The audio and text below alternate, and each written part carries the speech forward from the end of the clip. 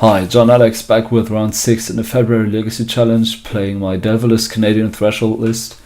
This is my second match against Miracles in the tournament. I do not yet know that. My opening 7 is pretty good, despite being on the draw. It's basically what you ask for when you look at opening hands for Canadian Threshold. At least with this list, because I don't have creatures in my decks. I don't have Delvers in my decks, so I don't have any early game creatures that I want to draw. I have a Wasteland, which is great. I have Removal, I have 2 pieces of Counter Magic, a Brainstorm, a Tropical, and a Fetch Land. My opponent also kept their 7 and they're on the play. So let's get into it. Likely wishing me good luck here, leading on Tundra, which is interesting. My draw is a Ponder. And in this position, I'm going to Wasteland.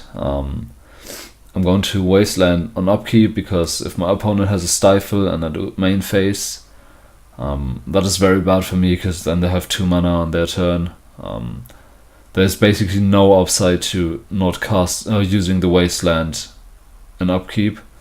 At least it's strictly better than using it main phase. Obviously there could be a case made for just Tropical Ponder or something, but I like the Wasteland here because my opponent is not exactly indicating a land heavy draw by leading with the the non-basic land.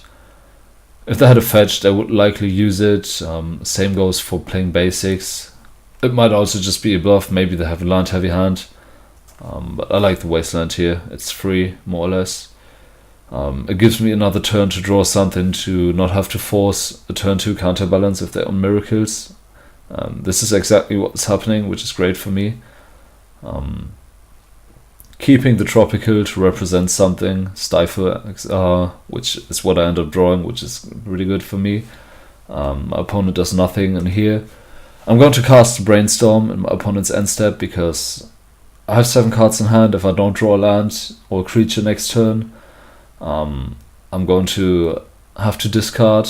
So I want to really hit that 3rd land drop and also hit a creature if possible. So I'm going to cast the Brainstorm here, in case I miss on the Brainstorm in my main phase and then have to cast a Ponder as well. It's just too bad to spend too much mana in that situation. So here's the end step Brainstorm. My draw's pretty good. I had the land, I had a creature. I don't really want Hooting Mandrils here, but it's a creature. I'm going to put back Lightning Bolt. My opponent is likely on Miracles, and Bolt is not the greatest card here. It's fine to draw later in the game when they're on a low life total, but I'm playing a slightly less aggressive game than usual with Canadian in the matchup. I'm putting back Lightning Bolt and Mandrils. I do draw the Mandrils though, in case I don't find another creature. I don't expect to ever cast the Mandrils. I have another Brainstorm, and my opponent likely has at least 1 copy of Swords of Plowshares in hand. I don't want to turn that on when I have 7 creatures that don't die to swords. Initially, I don't want to do anything here, but then I decide to cast Ponder to set up for another land drop next turn. I'm not sure I agree with this line. I think keeping up Counterspell and Stifle is pretty good. If I cast a Ponder next turn and find a land, I can actually still keep up Counterspell and Stifle in that turn. I'm fetching because I don't want to find the Lightning Bolt. I'm fetching Tropical, I'm fetching Volcanic because I don't want to use another Tropical. Depending on what I find on top, I might play a Nimble Mongoose, so tapping Volcanic is better than tapping Tropical. I do, however, find garbage. I don't want to draw any of these cards. Maybe the land next turn, but I would prefer to draw something real, a spell. Preferably a Spell Snare. Snare would be really good at this point.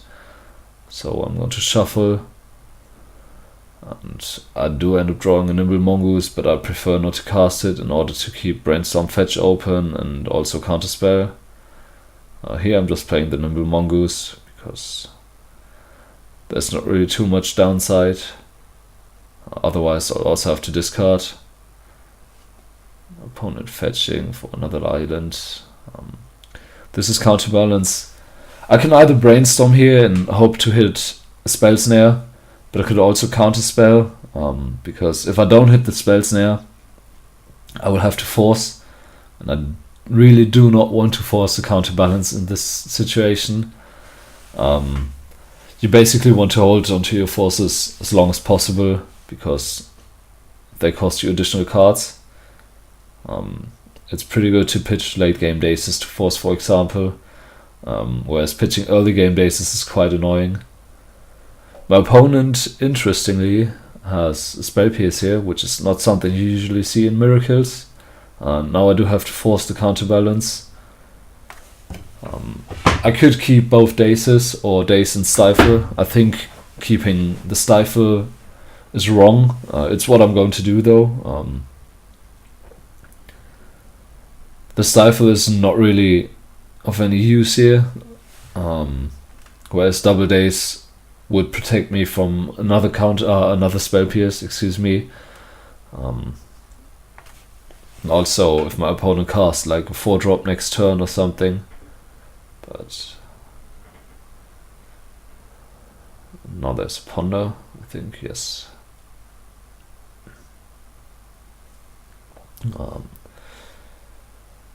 Pretty even board. I don't have the greatest hand, but I have a Brainstorm.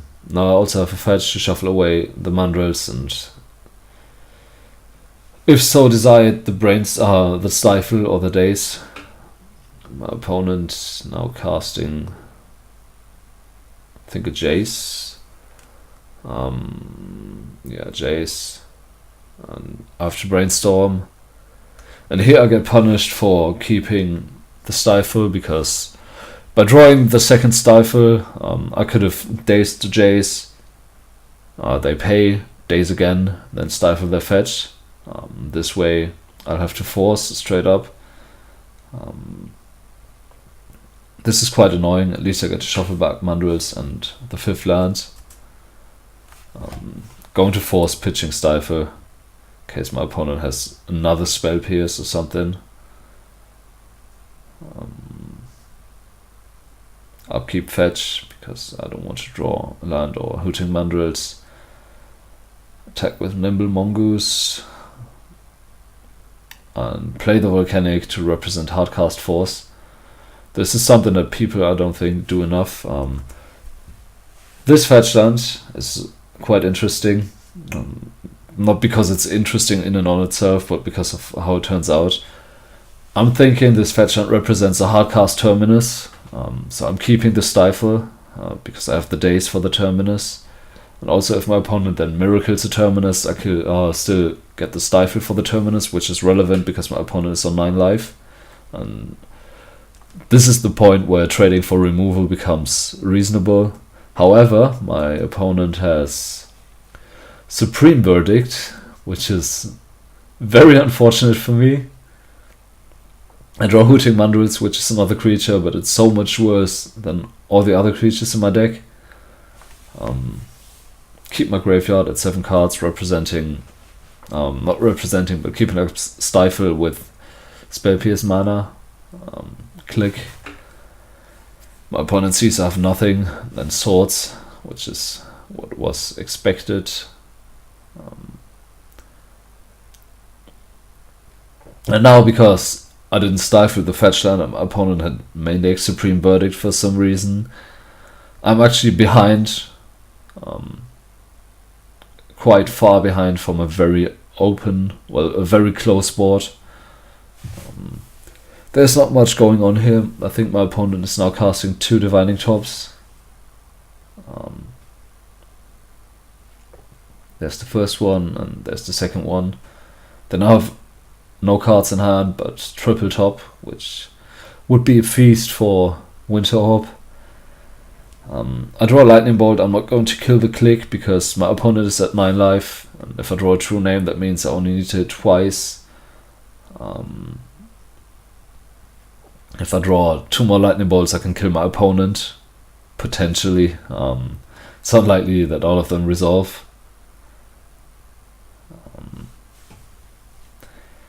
Here, drawing Spell Snare, not really relevant. Our opponent keeps spinning their tops and attacking.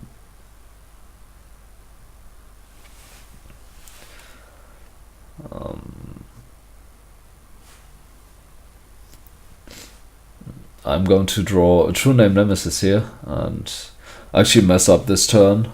I should play the land in order to cast Spell Snare with Spell Pierce mana. I mean, it's very unlikely that my opponent has multiple copies of Spell Pierce, but they could have, for example, Counter Spell, Snapcaster, Spell Pierce. I guess in that case I still get to Daze the flashback Spell Pierce, but yeah, it's if they have Counterspell and Spell Pierce, it's still better to play the land. My opponent draws a card, flushes in Snapcaster, and I don't think it's correct for me to fight over this, actually.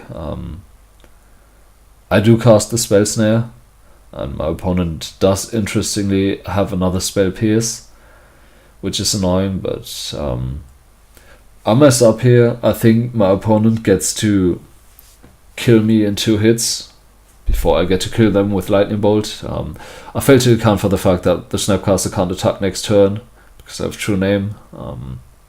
So I would only go to 7 and then to 2, and at that point my opponent goes down to 3 and I can Lightning Bolt them, potentially, if they don't do anything.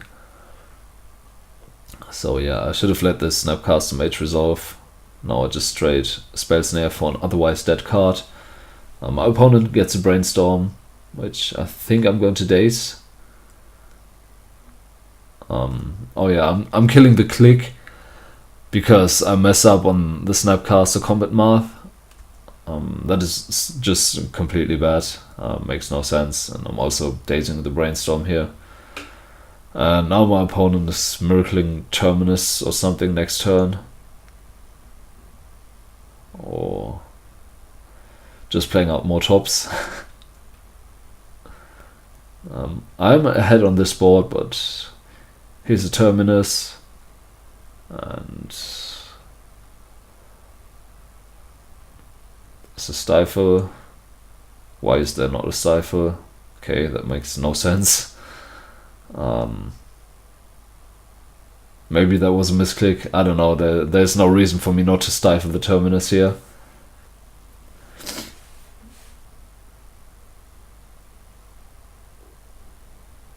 Of course, it's quite likely that my... Oh yeah, I didn't Stifle the Terminus because that Stifle is only 3 damage, and I would like to keep the Stifle for something more useful. My opponent has mana to hardcast Terminus. And now they're even Daze proof, but unfortunately they have another click, which is quite annoying. And here I'm just dead to the counterbalance. I think the way I should have played was just let Snapcaster Mage resolve, and with the cards my opponent had, I think it's likely that I would have won the game. They didn't appear to have any more counter magic, and by the time this counterbalance comes down, I can already kill them. Yeah, just not very good play in the later turns of this game. But yeah, that's how it goes. That's also what I showcased in the first match against Miracles in round 2, that if you don't play the matchup well, or basically if you don't play Canadian well, you will get punished, because all your cards are good, but only if you use the correct sequencing. Your cards aren't very powerful on their own. You don't have cards like Monastery Mentor that completely go out of control, or counterbalance Terminus for that matter. You're relying on a lot of small cards that have very tight windows of being live, and if you don't identify those windows, you're gonna get punished. And yeah, that's how it goes. You play badly and you lose, and this time around I played badly, so I lost. Thank you very much for tuning in though, and see you for game 2 in a bit.